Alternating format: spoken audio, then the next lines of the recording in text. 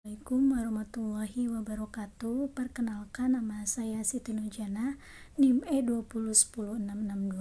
Kali ini saya akan mereview materi perkuliahan ketiga Hukum Administrasi Negara. Dalam materi perkuliahan Hukum Administrasi Negara ketiga kemarin, kami diberikan beberapa pertanyaan untuk dijawab. Yang pertama yaitu definisi HAN menurut Van Aveldonk dan juga Djoko Sutomo. Menurut Van Aveldonk, hukum administrasi negara adalah keseluruhan aturan yang harus diperhatikan oleh para penguasa yang diserahi tugas pemerintahan dalam menjalankan tugasnya.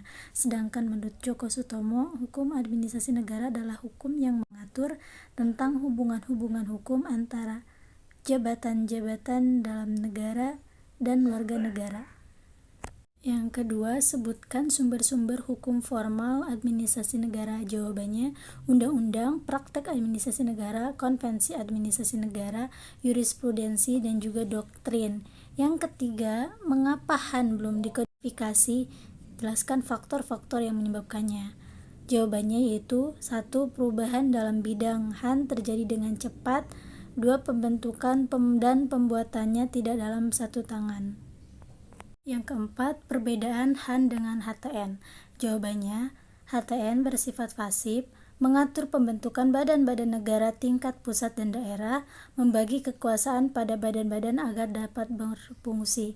Sedangkan hukum administrasi negara bersifat aktif.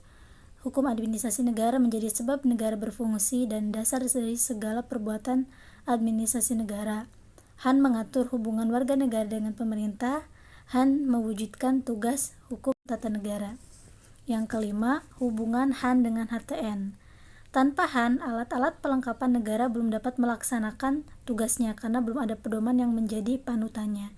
Sedangkan tanpa HTN, penyelenggaraan organisasi negara akan kacau karena HTN diperlukan untuk memberikan batas-batas tanggung jawab dan wewenang dari perangkat administrasi negara. Yang keenam, apa yang dimaksud dengan ketetapan atau basiking? Jawabannya adalah suatu penetapan tertulis yang dikeluarkan oleh badan atau pejabatun yang berdasarkan perbuatan perundang-undangan yang berlaku, yang bersifat konkret, individual, dan final yang menimbulkan akibat hukum perdata. Yang ketujuh, sebutkan unsur-unsur ketetapan. Jawabannya 1. Penetapan tertulis. 2. Dikeluarkan oleh badan atau pejabatun. 3. Berdasarkan pada perundang-undangan. 4. Bersifat konkret, individual, dan final. Yang kelima, menimbulkan akibat hukum bagi seseorang atau badan hukum perdata. Yang kedelapan, sebutkan macam-macam ketetapan. 1. Ketetapan positif. 2. Ketetapan negatif.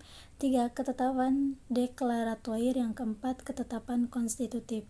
Yang kesembilan, jelaskan pengertian peradilan administrasi negara dan tujuan diadakannya. Peradilan administrasi negara adalah badan yang mengatur cara-cara penyelesaian persengketaan internal administrasi negara dan persengketaan eksternal administrasi negara. Tujuan diadakannya adalah 1. Melindungi pihak-pihak yang dirugikan akibat kesalahan aparat administrasi negara maupun kesalahan atau pelanggaran hukum yang dilakukan oleh warga masyarakat. 2. Akibat adanya putusan administrasi negara yang merugikan pihak-pihak yang dikenai putusan tersebut. Sekian review dari saya. Wassalamualaikum warahmatullahi wabarakatuh.